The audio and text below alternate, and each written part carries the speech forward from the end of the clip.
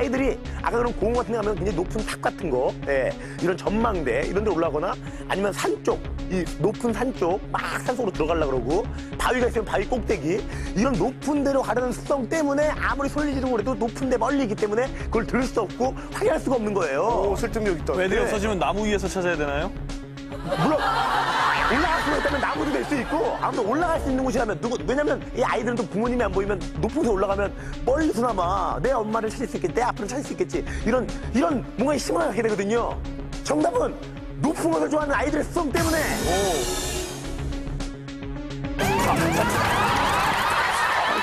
정말 이건 아닐 거라고 보는데요. 아이들은 이렇게 행동하는데 부모님은 반대로 행동해서 실종 사고가 일어난다. 쉽게 얘기해서 아이들은 아까 그 자리로 돌아가려고 하고 부모님은 그 자리가 아닌 다른 자리에서 찾으려고 하고 네. 서로 엇갈리는 거예요. 그랬다가 이거 일리 있다. 다시 또 가게로 가고 공원으로 가고 이걸 왔다 갔다 반복하다가 결국은 시간이 흐르는 거죠. 예. 이 표정도 심각해지셨네요. 정답 분위기입니다. 예. 정답. 뭐라 그랬죠, 제가? 아까 그 자리로 돌아가려고 하고 부모는 반대로 딴 데를 찾고. 이거 제가 얘기했던 거랑 비슷한데요? 그러니까, 예, 정영돈 씨. 힌트 조금만 더 주시면 안 될까요? 우리 노래가 생각나죠? 지구는 둥글다. 지구는 둥글. 앞으로. 계속 가는 거야, 앞으로 가는 거야. 노홍철 씨가 주셨네요.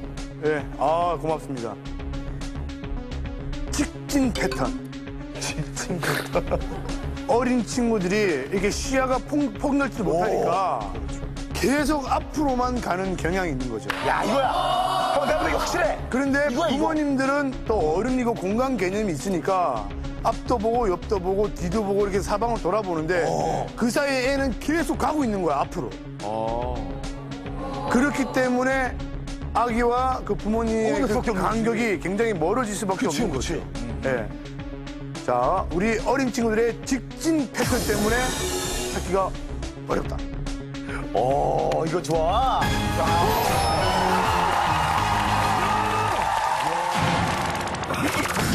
넘버 원. 정답은 무조건 앞으로만 걷는 행동 패턴입니다.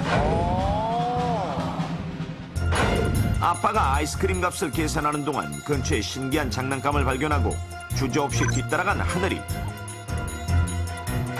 그리고 엄마가 한눈을 판 사이를 틈타 저 앞에 장난감 가게로 무작정 달려간 기훈이.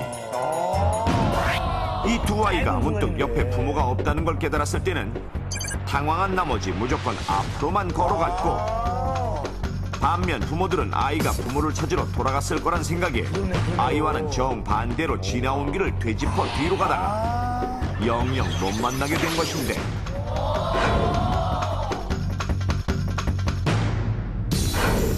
이처럼 아이들의 무조건 앞으로 걷는 특성 때문에 순식간에 벌어지는 어린이 실종 사고.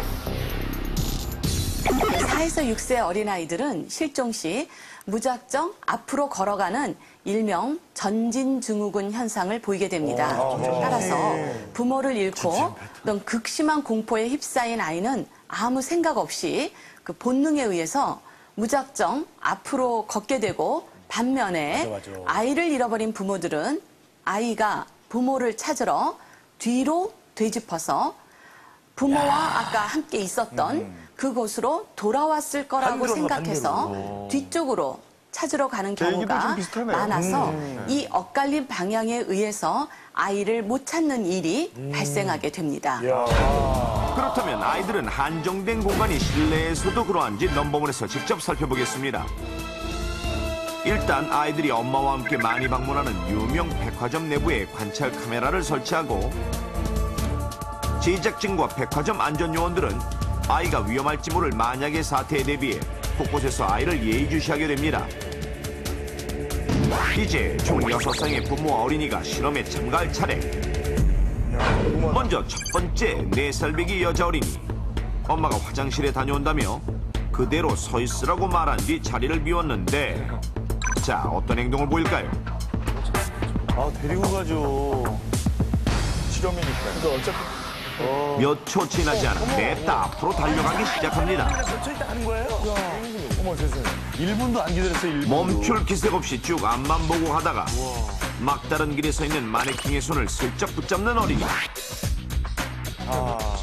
귀여운데 쪼네요. 자, 이번엔 4살짜리 남자 어린이가 아빠 손을 꼭 잡고 백화점에 들어서는데요. 아빠는 제작진과의 약속대로 아이를 혼자 남겨두고 자리를 뜹니다. 잠시 후 이 남자 어린이 역시 앞으로 쭉쭉 걸어나가는데 분명히 가만히 있으라고 그래. 마치 앞에서 누가 부르기라도 하는 것처럼 주저하지 않고 빠르게 걸어갑니다. 정말 앞으로만 가요. 너무 신기해. 그러다가 백화점 내부 구조 특성상 막다른 길이 나오자 이내 왼쪽으로 방향을 살짝 꺾더니 다시 또 앞만 보고 무작정 전진. 이렇게 아빠가 서 있으라고 한 곳에서 너무 멀리 와버린 아이. 자, 다음 어린이도 마찬가지일까요?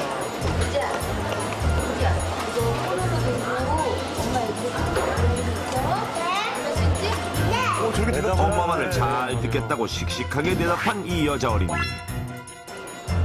처음 얼마가는 정말 꼼짝 않고 서 있는데 우리 제일 오래 기다리고 있어요.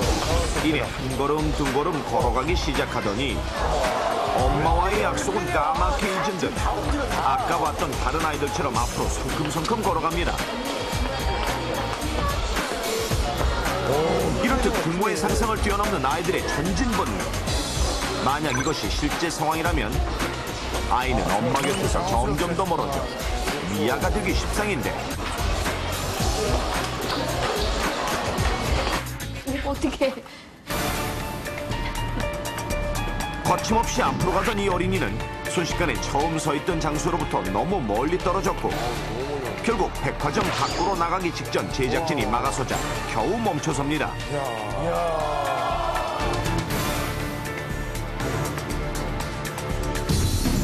이렇게 총 6번의 실험 결과 무작정 앞으로 걸어간 어린이는 무려 4명. 이곳은 안전관리가 철저한 백화점 내부였지만 만약 부모가 눈치채기 전 아이 혼자 밖으로 나가버렸다면 혹은 넓고 넓은 야외에서 이 같은 일이 벌어졌다면 아이는 그저 앞으로만 걸어가다가 끝내 부모의 품을 영원히 떠나게 될지도 모를 일입니다. 따라서 아이를 잃어버리지 않도록 밖에서 절대 아이를 혼자 두지 말고 특히 사람이 많은 공공장소에서는 한순간이라도 아이의 손을 놓아서는 안 됩니다.